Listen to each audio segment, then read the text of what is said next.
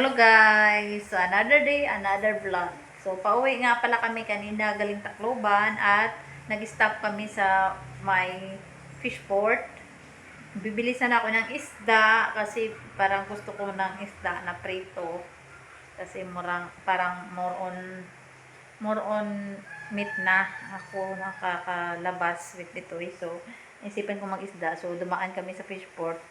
Ay, kaso walang isda yung malalaki ang sana ang bibilhin ko para diretso na prito. Kaso wala.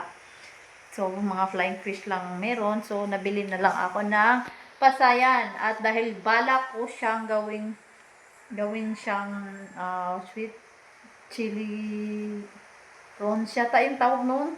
Gayahin ko yung kinain namin sa restaurant. So, try natin. So, ito ay medyo malaking trabaho. Kakaumpisa ko lang linisin. So, tingnan natin kung marunong ako. Magigaya-gaya lang. So, siya. Parang ganito siya yung forma niya. Yung kinain ko siya sa restaurant. Sa 8 grilled siya sa Tacloban. Parang kiniwa yung dito. So, gayahin doon na lang kahit hindi siya ganun ang kalabasan. At least ganun ang gagawin ko. Try natin. Kiniwa yun.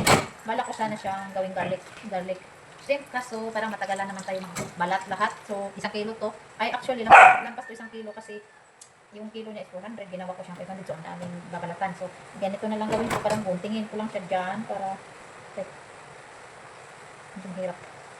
Harap siya. Guntingin ko siya. Tapos, kung gunting, nahiwain na lang siya dyan para makuha rin yung itim sa gitna. Ayan. So, medyo malaking trabaho talaga siya. Hayaan na lang. Basta sana naman, kahit hindi siya ganun kasarap, ay at least medyo masarap kahit paano. Igaya na lang kasi. Yun lang naman ang mga tao dito. Ayun, so, kasi hindi siya ganun kasarap, at least gaya na rin. Kasi, si Bitoy is, siya. Gusto kong favorite niya, yun, beef with potatoes. So, yan. Surprise natin, nakalutuan din siya ng garlic prawns. Inisin ko muna, saka ko na ipapakita ulit kapag magluluto na tayo. So, mag-ready muna ako sa mga ingredients.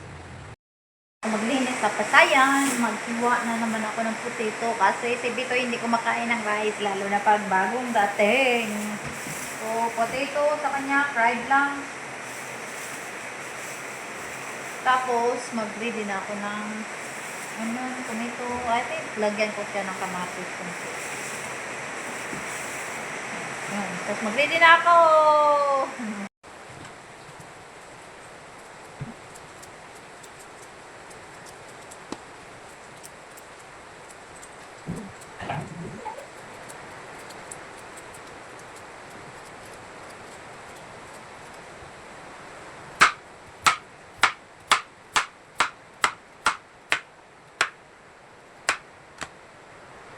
Guys, nandito na ako sa drama-drama na part na iyak-iyak.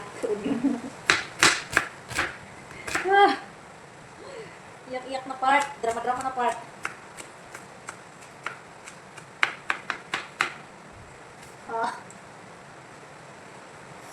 Grabe, tapos pala ganito. So, nagsimula na pala ako So, tingnan nyo isura ko. Galing akong nagdrama-drama sa Union. Pagod pa sa biyahe. So, yan. So, nagsimula na pala ako magluto. Tapos yung gas namin, malapit na maubos. Sana wag naman kasi sobrang lakas ng ulan. Nilagay ko na yung beef stick na paborito ni Bitoy at yung potato niya. Fried potato lang.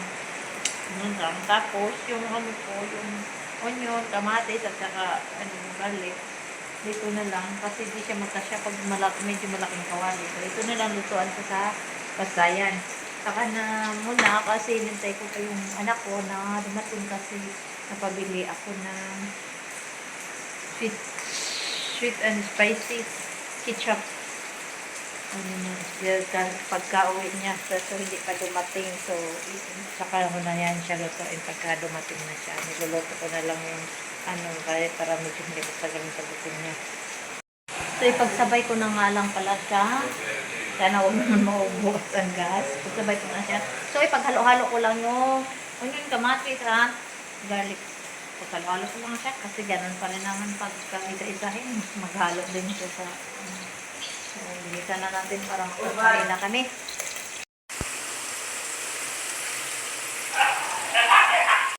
Luto na ang niluto kong hindi ko alam tawag yan, halo-halo na ano yan siya, katayan na nilagyan ko siya ng sweet chili, sweet and spicy ketchup, kamatis at garlic lang. Halo ko lang siya, hindi siya kaya naman sa restaurant kasi medyo sticky yun. Hindi ko alam paano at wala kaming complete na ingredients para dun sa kami. Ayan na. At yung pagkain ni Bitoy, ayan. Ni Bitoy is beef with sunny side up egg and potato. Yan na. Sa amin ay yan. So yan na. Kakain na kami.